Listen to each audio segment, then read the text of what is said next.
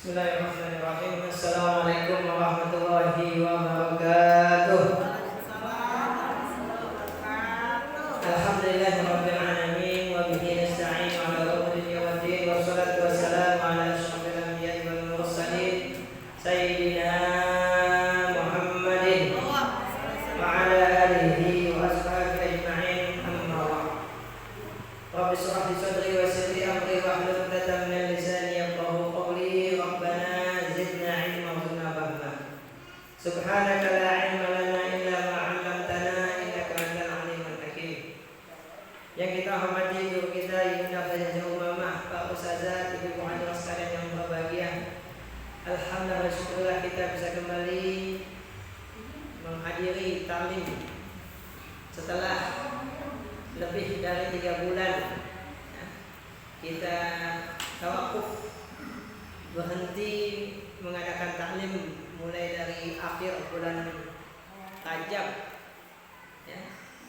Akhir bulan Rajab dari kita ngaji bulan Sya'ban, Ramadan, Syawal. Sekarang kita udah masuk Zulqa'dah ya, jadi 3 bulan kita berhenti mengaji. Alhamdulillah kita bisa kembali mengadakan ta'lim setelah libur yang cukup panjang ya, juga dikarenakan ada wabah corona yang alhamdulillah kini sudah mulai mereda, sehingga kita bisa beraktivitas lebih leluasa dibanding sebelumnya.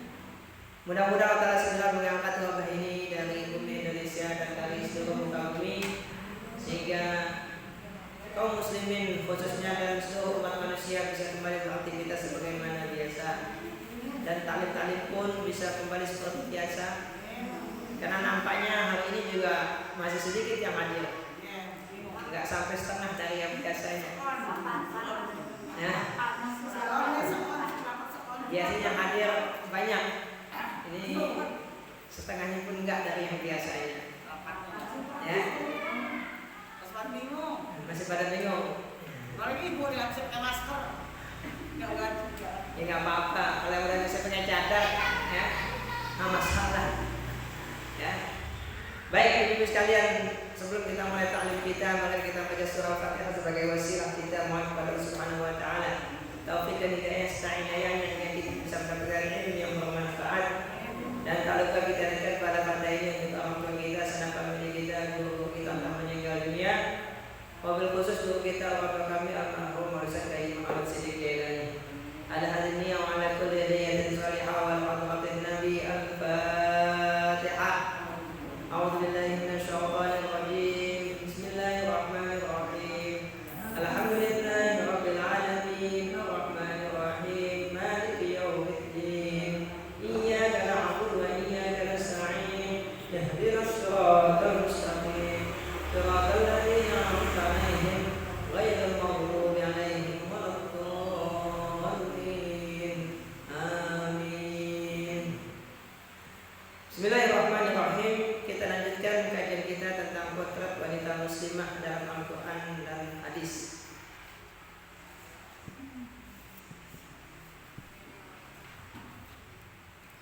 Kita masuki judul yang berikutnya, masih di dalam bab hubungan wanita muslimah dengan masyarakat, dengan sesama manusia.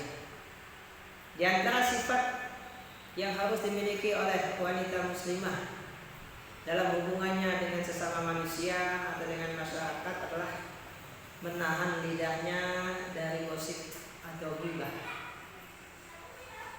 Wanita muslimah yang beriman kepada Allah Subhanahu wa taala, yang memahami hidayah Allah Subhanahu wa taala, memahami wahyunya, memahami petunjuk nabinya, tentu dia akan sangat menjaga lidahnya.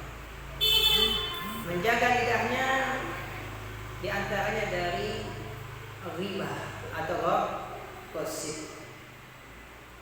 Apa itu ghibah?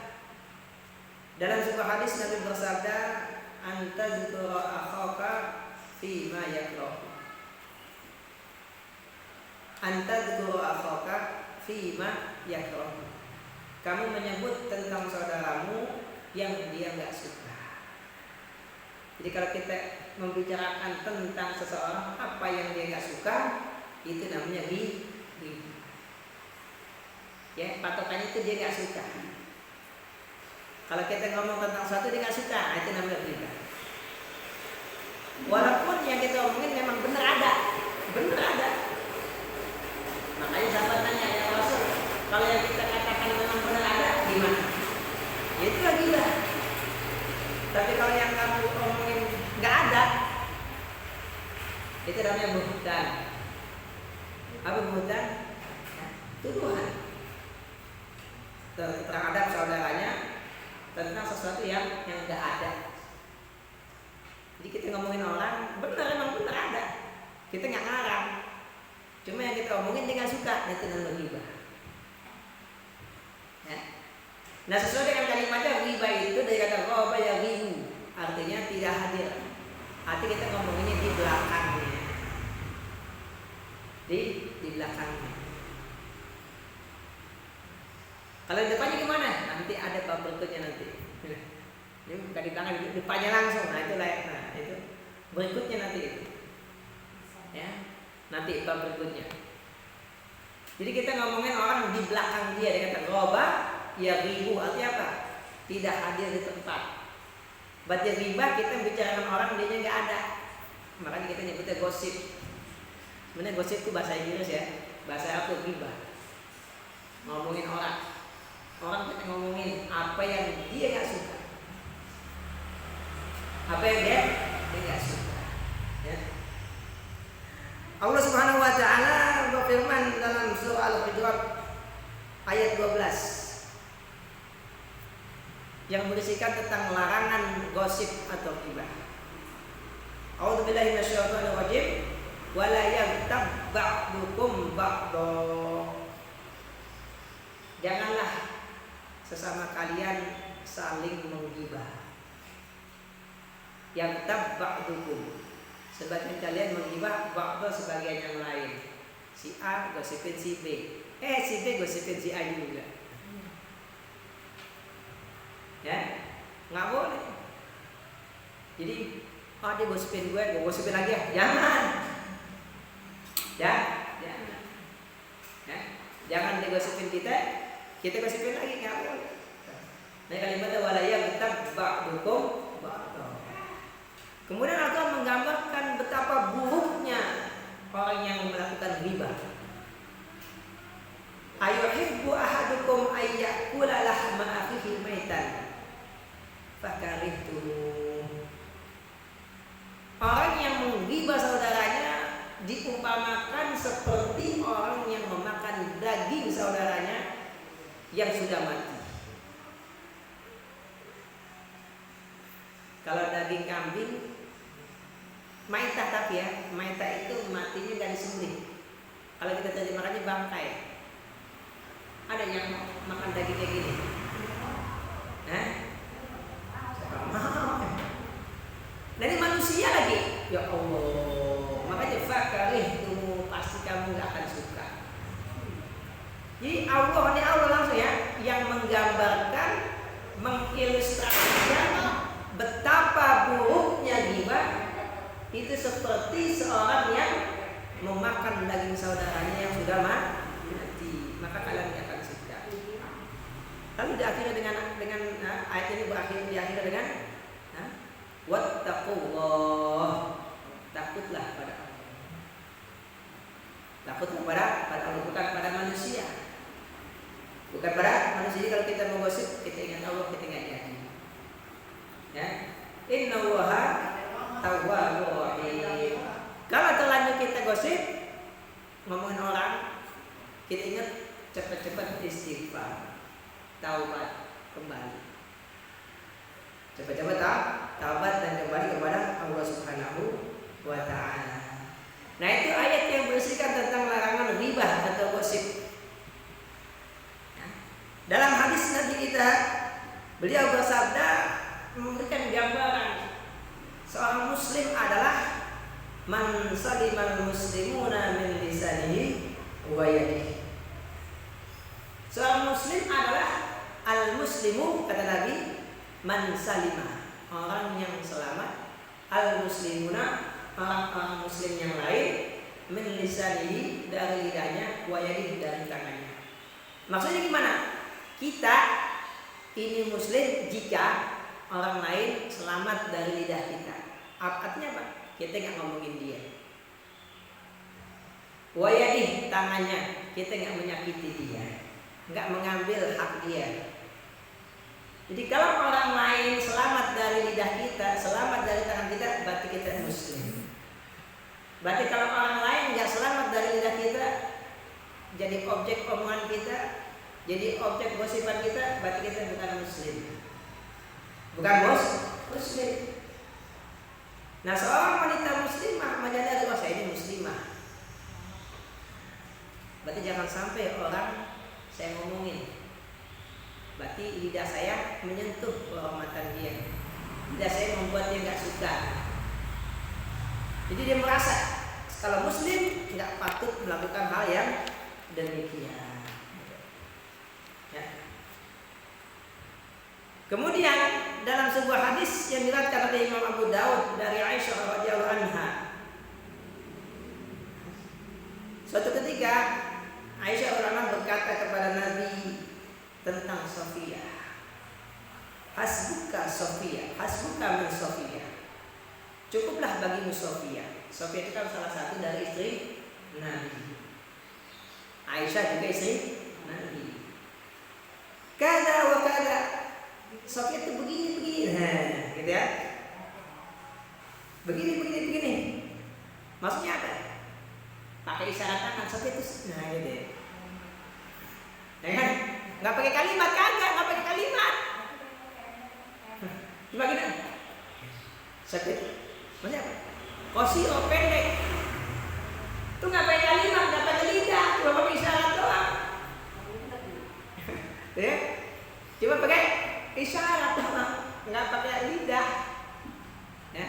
Sofia tuh, nah gitu. Maksudnya apa? Pendek orangnya. Apa kata Nabi mendengar Aisyah ya mengucapkan kalimat tadi dengan isyarat? Kata Nabi, laqad qulti kalimatan law muzijat bima'il bahri lama zajathu.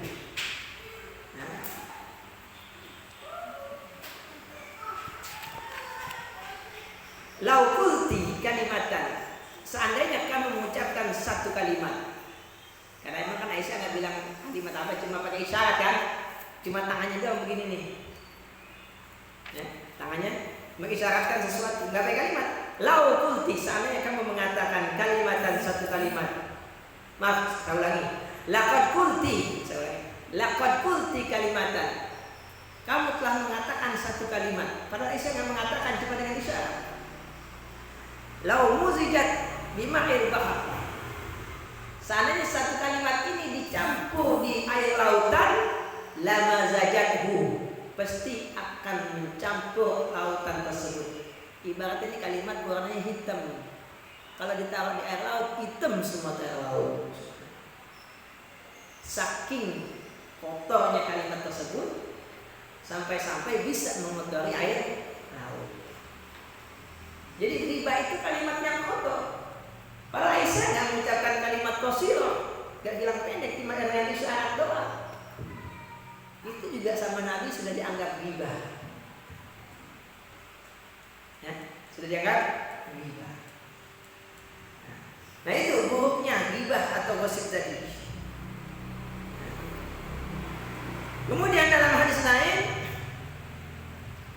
Nabi menyebutkan bahwasanya riba, dan di antara riba yang lebih berat adalah menuduh orang lain dengan tuduhan yang tidak sesuai dengan fakta atau bukti, yang disebut dengan qadzaf.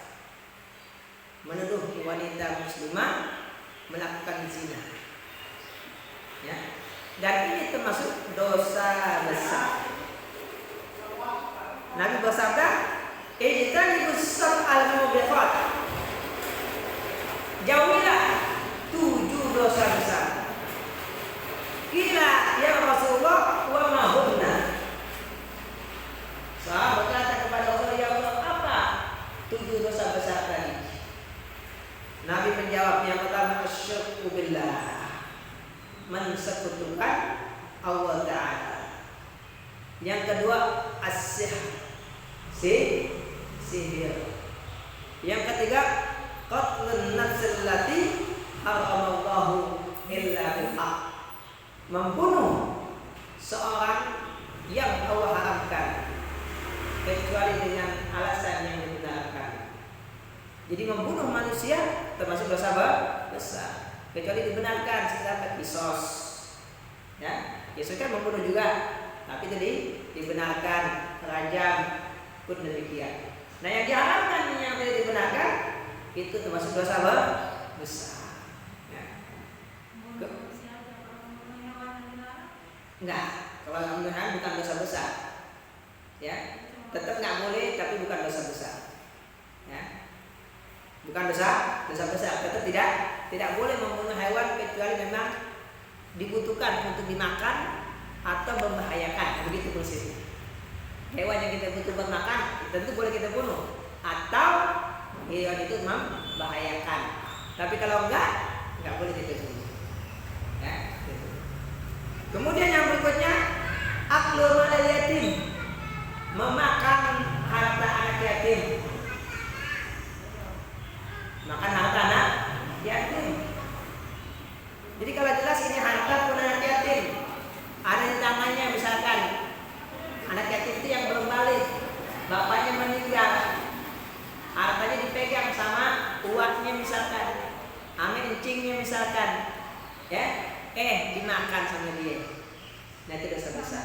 Atau dia jadi pengurus anak yatim, ya, di panti yatim misalkan, orang nitipin harta buat anak yatim, dimakan sama dia.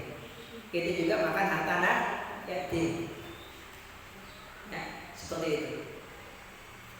Kemudian yang berikutnya, tentu yang dimaksud makan harta anak yatim kalau memang dia bukan bukan pengurus dan tidak membutuhkan. Kalau membutuhkan boleh, tapi sebatas, ya, seperlunya. Diaturkan sebutkan, ya. Kemudian yang berikutnya aklu riba, memakan riba. Ini termasuk dosa besar. Wa tawalli yaumuz zahab. Yang keenam, kabur, melarikan diri dari peperangan. Ini lagi jihad, lagi perang nih. Begitu lihat musuh, dikabur. Nah, itu dosa besar. Dan yang ketujuh, qadful muhsanatil ghafilatil mu'minat, melemparkan tuduhan kepada wanita-wanita mukminah yang terhormat. Dia jelas wanita mukminah, wanita muslimah yang terhormat, dituduh dengan tuduhan yang enggak benar. Ini termasuk dosa besar. Ya, itu yang lebih besar daripada ghibah. Karena kalau ghibah kan ngomongin aja. Nah, kalau nuduh itu dosa lebih besar.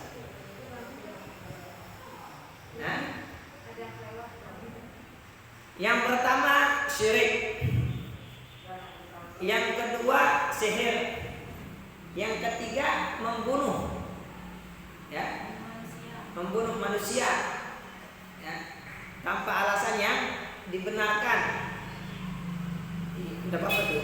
3 ya. Yang keempat makan harta anak yatim. Yang kelima makan riba. Yang keenam kabur dari medan perang. Dan yang ketujuh menuduh wanita mukminah, ya, wanita-wanita mukminah yang baik-baik, atau menuduh mereka dengan tuduhan yang keji.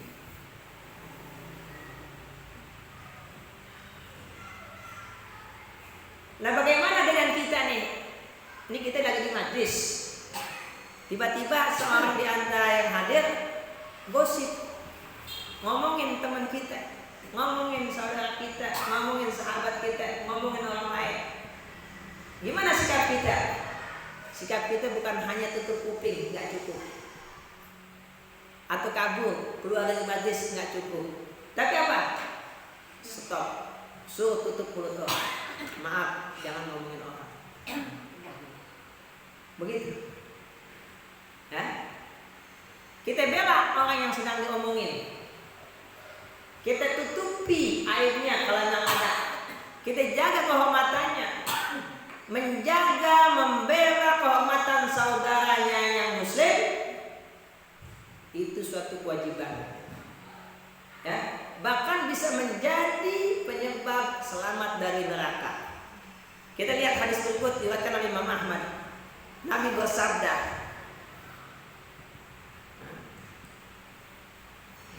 "Man dabba an lahmi akhihi bil ghaibati kana haqqan 'ala Allahi an yu'tiqahu minan nar." Man dabba an lahmi akhihi. Barang siapa yang membela daging saudaranya. Maksudnya apa? Orang lagi gosipin, ya, dia melarangnya. Bil ghaibati, saudaranya nggak hadir tadi, ada orang gibahin saudaranya. Maksud saudara sini nggak saudara ya, saudara seiman. Bilang, maaf, jangan gosipin orang, ya, jangan ngomongin si fulan. Kita bilang begitu, kita tutupi aibnya, kita bela kehormatannya. Kita bela kehormatannya. Kalau ini kita lakukan, apa kata Nabi? Kana haqqan 'ala Allah. Menjadi kewajiban bagi Allah Ta'ala untuk yu'tiqahu minan nar, menyelamatkannya dari neraka. Kita semua punya dosa dan berpeluang masuk neraka. Dan antara sebab yang bisa menyelamatkan kita dari neraka adalah kita membela orang yang sedang digosipin. Bukan bela artinya kita bantah berita tadi, tapi kita tutup mulutnya. Maaf, jangan ngomongin orang, ya, jangan buka aib orang, begitu maksudnya, ya, seperti itu. Itu kalau kita tahu emang ada aibnya, tetap nggak boleh kita buka aib.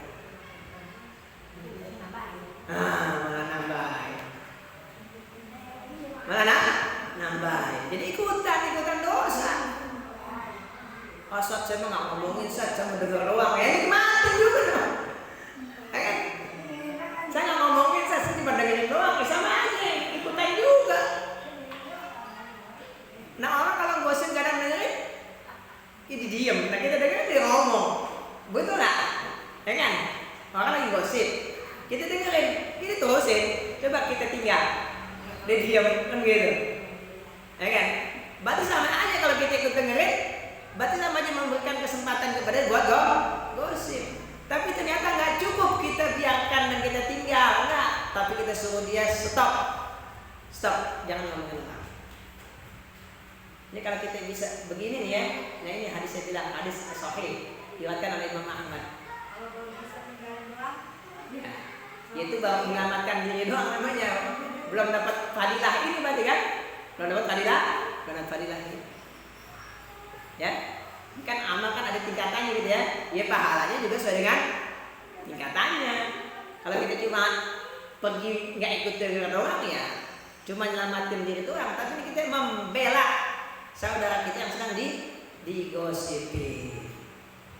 orang nggak pintar ini kan boleh.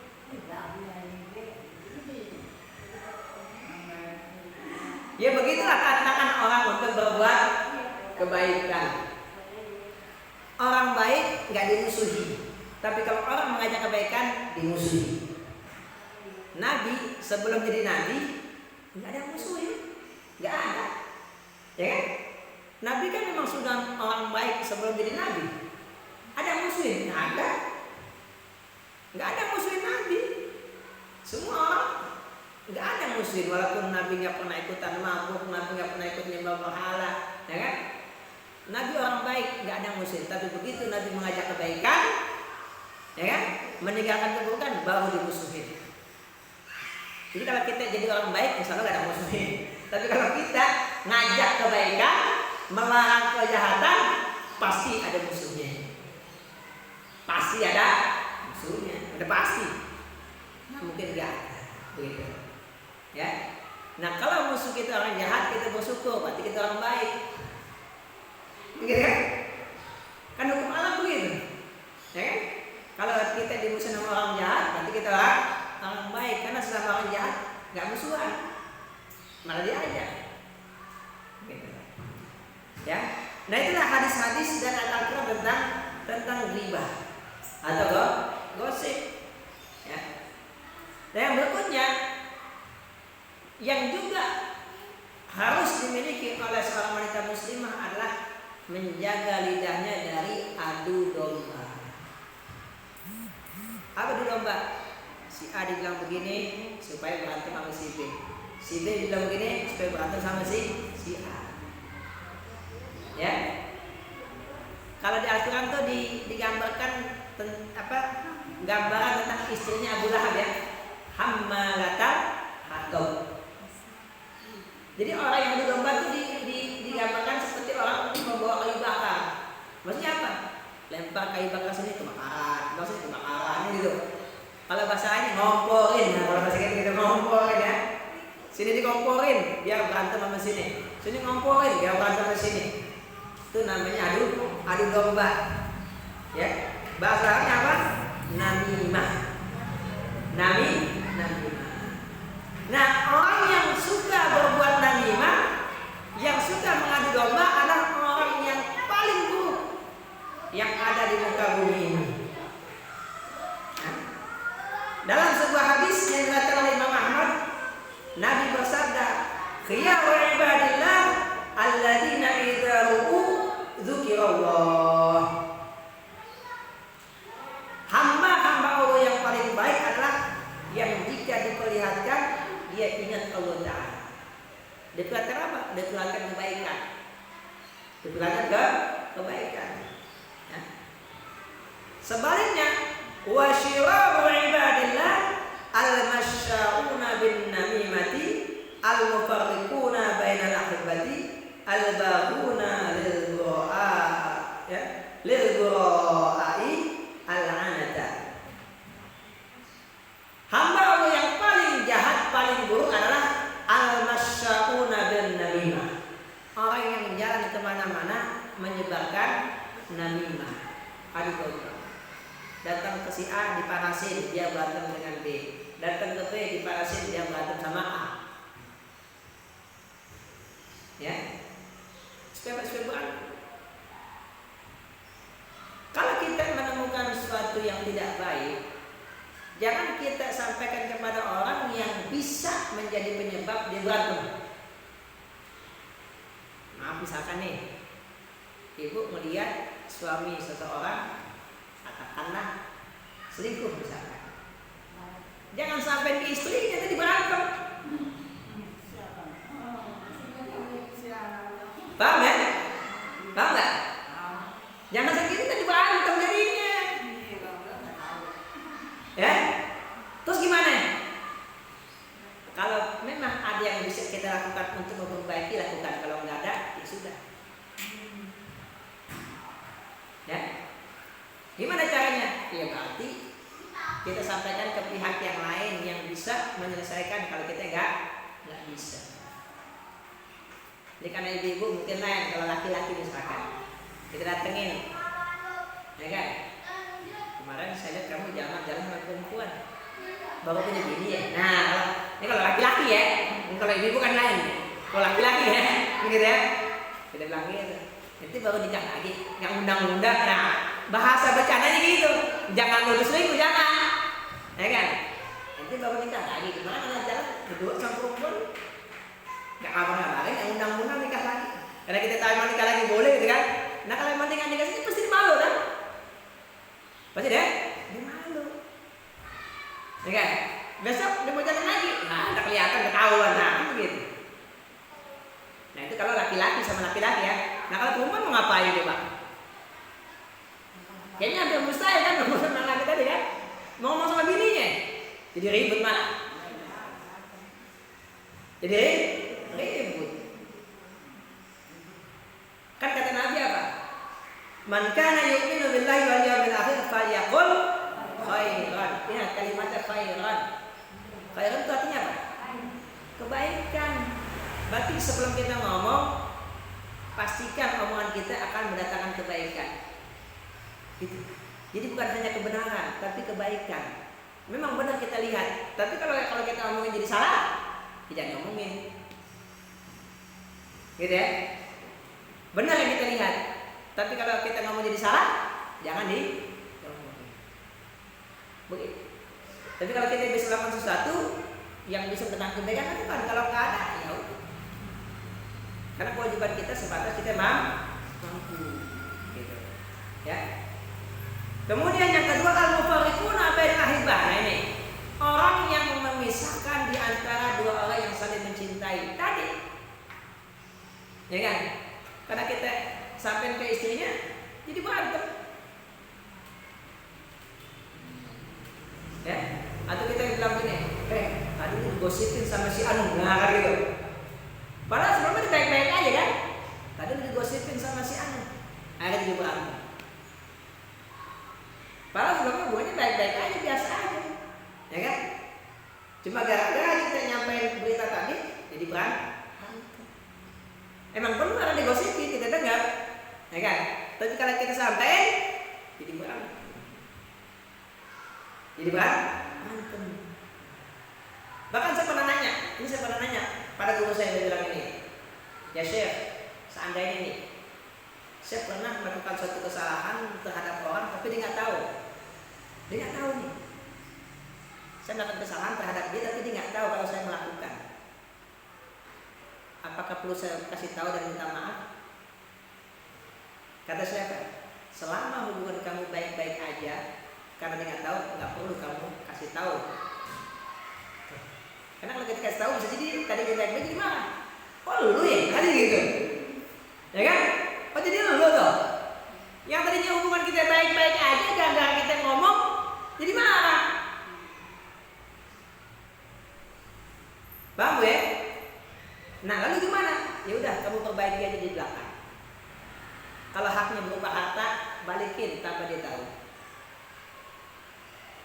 Ya, kalau seandainya dia bakal marah, kalau dia nggak bakal marah ya nggak apa-apa. Kan nggak semua orang marah bu ya. Misalkan nih, ibu minjem peralatannya nggak izin, ibu tahu kalau ibu ngomong dia nggak bakal marah ya nggak apa-apa gitu bu ya. Ya udah balikin, minta maaf ya tadi anda pinjam nggak ngabarin. Oh ya udah nggak apa-apa, itu nggak masalah ya. Tapi kalau kita khawatir dia marah, nggak usah ngomong, dah balikin aja. Setelah itu apa? Kita doanya apa? Ini sebenarnya doa kita sering baca. Kita minta ampun buat siapa? Buat orang yang pernah kita zalimi. Minta ampun buat orang yang pernah kita zalimi. Pernah kan kalimatnya? Allah maghfirli. Kemudian apa? Waliman asa'tu ilaihi. Orang yang mana aku pernah berbuat buruk kepadanya. Jadi cara perbaikinya begitu, ya. Jadi kita mohon ampun kepada Allah buat orang yang pernah kita zalimi. Itu kalau seandainya kita khawatir kalau kita kasih tahu malah marah. Tapi kalau kita kasih tahu dia nggak bakal marah, ya nggak apa-apa, silakan. Kita tahu dia orang baik ya, kita akan plong kalau ngomong sama dia, nggak apa-apa, silakan. Oh yaudah nggak apa-apa, ya kan? Kita tahu dia orang baik, kita bakal marah. Ya udah nggak apa-apa. Maaf ya kemarin saya pinjam nggak izin, ya kan? Ada nggak marah? Ya udah. Gitu ya. Atau kita pernah gosipin si fulan, dia nggak tahu. Ya udah kita taubat dan mohon ampun buat orang yang kita gosipin. Ya. Dalilnya apa? Dalilnya mungkin ibu-ibu sering dengar itu tentang apa? Tentang muflis. Apa muflis? Orang yang pahalanya habis. Ya. Pernah kan? Orang yang pahalanya habis. Ya. Muflis. Orang yang pahalanya habis. Kenapa habis? Karena pernah zolimin orang lain. Nah, kan orang yang dizolimin kan ngambil pahala kita tuh. Kalau kita zolimin dia, atau sebaliknya dosa dia balik ke kita. Nah, kalau kita mohon ampun untuk dia, ya, berarti kan seakan-akan udah kita bayar tuh kesalahan kita. Ya, misalkan dosa dia 100 nih. Kalau kita nggak minta ampun, 100 sih dipindah ke kita. Tapi karena kita minta Allah ampunin, yang 100 kita hapus, berarti nggak ada dosa yang pindah ke kita. Paham ya? Wal bakuna lil buqai al anad. Orang yang mencari-cari sesuatu, ya, yang membebani orang-orang yang nggak bersalah, nyari kesalahan orang, nyari kesalahan, dicari kesalahan orang, ya kan? Padahal nggak ada, dikorek terus, cari terus.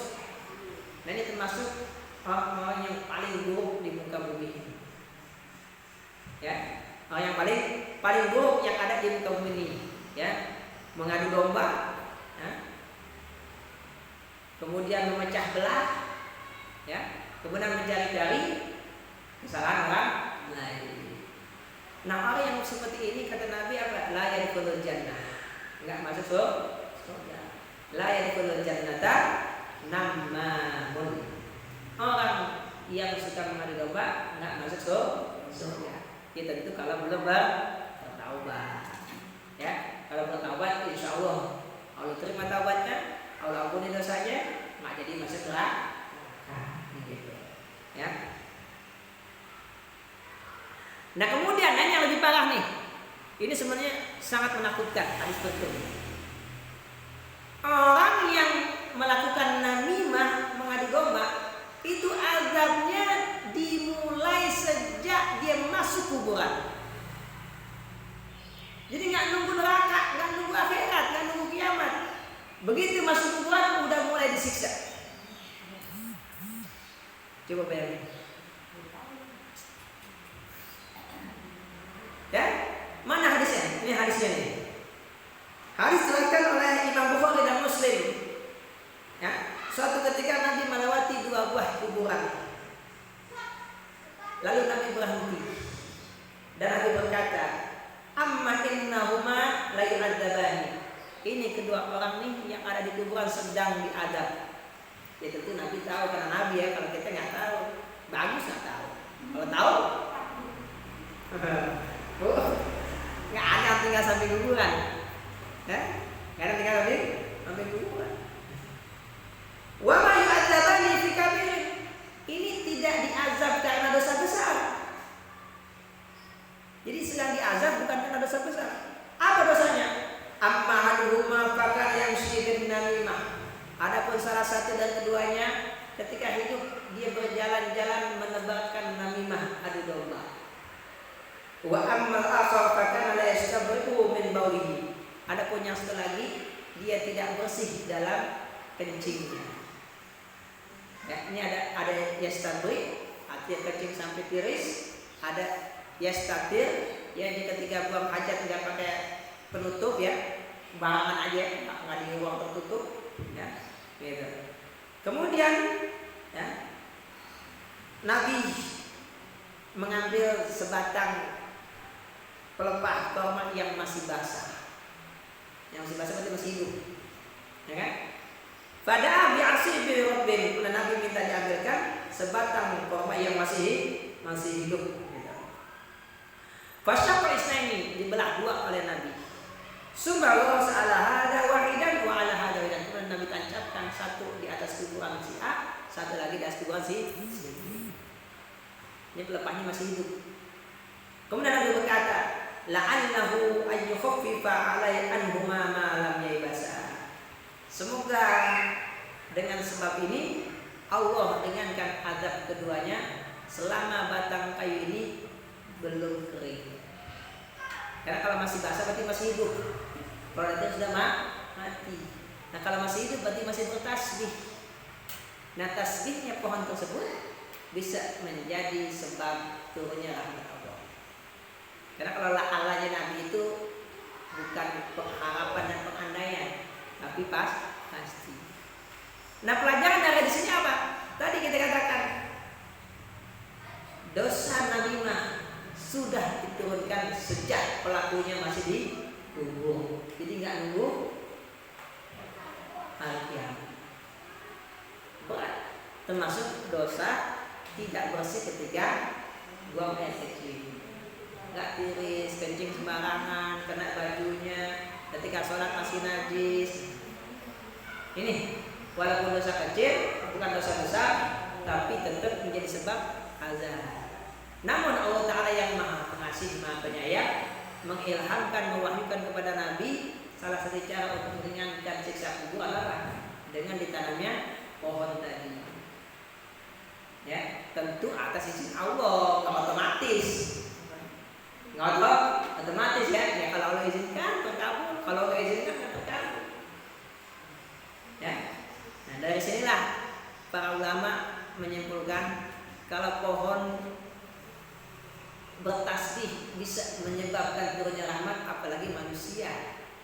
yang berzikir, berdoa, baca Quran di dekat tubuh. Ini hadis yang dipakai oleh ulama-ulama yang membolehkan membaca Quran di tubuh. Ya, dan berzikir dan berdoa. Kembali ke bahasan kita tadi, itu apa? Namimah. Apa namimah? Adu domba. Nah, ini di antara hal yang harus kita hindari sebagai wanita muslimah. Ya. Nanti yang berikutnya, ya, tadi kita katakan kalau ghibah itu ngomongnya di belakang, namimah juga begitu menyebabkan adu domba. Kalau ngomongnya di depan gimana? Nah, nanti insya Allah ya pertemuan yang akan datang insya Allah. Mudah-mudahan apa yang akan kita pelajari dari Al-Quran dan hadis Nabi bisa menjadi ilmu yang bermanfaat buat kita semua. Ada yang mau nanya sebelum kita akhiri? Ada ibu-ibu yang mau nanya sebelum kita akhiri? Memang terkadang kalau kita mulut terkadang memang benar nggak bertulang, lidah nggak bertulang ya. Memang kita harus sering ingat-ingat hadis kayak gini. Sering ingat-ingat ya. Terkadang kita nggak sengaja ngomongin orang. Maksudnya nggak sengaja tuh, mungkin kalau nggak sengaja berarti kebiasaan ya. Maaf ya.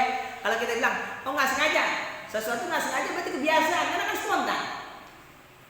Kalau sengaja namanya bukan kebiasaan, diniatin. Gitu ya, betul ya.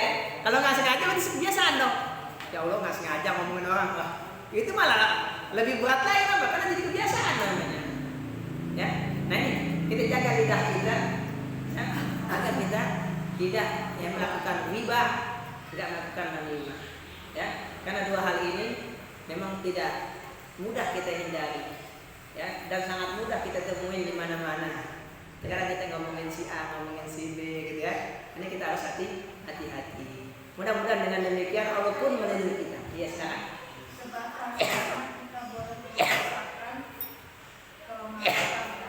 Gimana? Sebatas mana boleh sih pernah nanya kalau kita pengen buat Iya. sebatas mana kita bisa menceritakan katakanlah kejelekan orang supaya tidak orang lain. Oke, baik. Nggak pinter dong. Boleh sekarang? Katakanlah dia itu pernah minum sesuatu nggak berani atau mencoba kembali terus terjadi dengan orang gitu kan kita kan boleh kan? Nah, itu batasnya. Oke, baik. Kalau kita ingin melindungi orang lain dari sesuatu keburukan dari orang lain yang kita kenal, kita cukup mengatakan jangan tanpa perlu menyebutnya secara terperinci.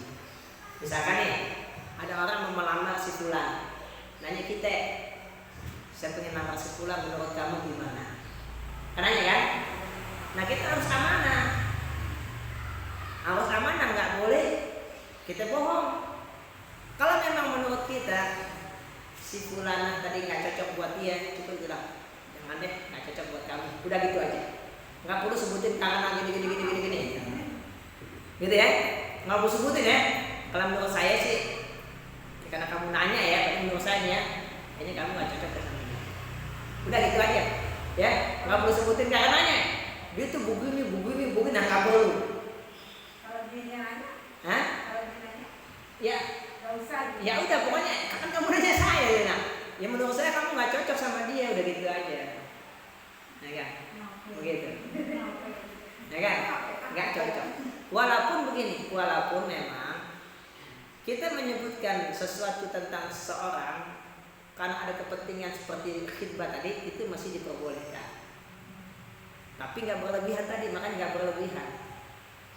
Mungkin salah satunya aja lah kita sebutin. Salah satu ya. Dia punya katakanlah 5 sisi negatifnya yang jadi alasan kita. Satu aja dah kita sebutin, jangan semuanya.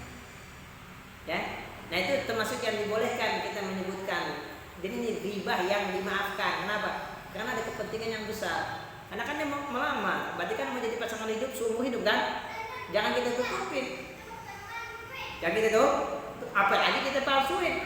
Yang jelek kita bilang bagus. Nah itu lebih nggak boleh. Jadi nggak boleh. Nah ini untuk orang-orang yang memang tertutupi. Beda dengan orang-orang yang memang melakukan keburukannya terang-terangan. Ya, terang-terangan. Nah ini bukan lagi kita tutup, emang dia sendiri yang buka. Ya kan? Melakukan maksiat depan umum. Nah Kita nggak ngomong, gua nggak boleh tahu, gitu ya. Karena emang dia sendiri yang menjelekin dirinya dengan melakukan keburukan depan orang lain, ya. Pejabat-pejabat yang melakukan korupsi orang pada tahu, itu bukan ghibah. Bukan ghibah. Kenapa? Ya memang orang pada tahu. Karena melakukannya terang. Nah ini yang kita disuruh menutupi orang yang aibnya orang nggak tahu gitu. Jangan sampai kita yang membongkar. Karena setiap orang pasti punya aib, ya. Cuma karena Allah Maha Pengasih, Maha Penyayang, Allah tutupin. Ya, ini kayak kita pakai baju ya. Kan aib kita banyak juga kalau kita nggak pakai baju. Kita ngaca aja kita malu nggak? Ngaca dah nggak pakai baju, malu nggak? Malu ya? Kita aja ngeliat diri kita nggak pakai malu ya? Apalagi orang lain yang lihat. Makanya kita pakai baju. Ya. Jadi kita tuh bersyukur Allah tutupin aib kita. Kalau enggak ya Allah, malu kita ketemu orang, malu. Kita punya dosa ini, punya dosa kayak gitu gitu ya. Alhamdulillah nggak tahu. Alhamdulillah nggak tahu. Coba kalau orang tahu, ya Allah. Mungkin kemana-mana bukan pakai cadar lagi bu, pakai karung bu. Tutup semua gitu bukan. Ya, saking malunya semua orang. Tapi alhamdulillah Allah tutupin aib kita. Ya, makanya kita jangan bongkar aib orang. Kita jaga lidah kita, jangan sampai kita menggosipi ghibahin orang lain. Insya Allah kalau kita menjaga kehormatan orang lain, menutup orang lain, Allah pun akan menutup aib kita. Man satara musliman satarallahu fid dunya wal akhirah. Siapa yang menutupi aib saudaranya, Allah pun akan menutupi aib dia di dunia dan akhirat. Insya Allah kita ketemu lagi ya, pada 2 minggu yang akan datang dalam kajian yang sama tentang potret wanita muslimah dalam Al-Quran dan Sunnah. Mudah-mudahan apa kita belajar bisa menjadi ilmu yang bermanfaat. Al-Fatihah.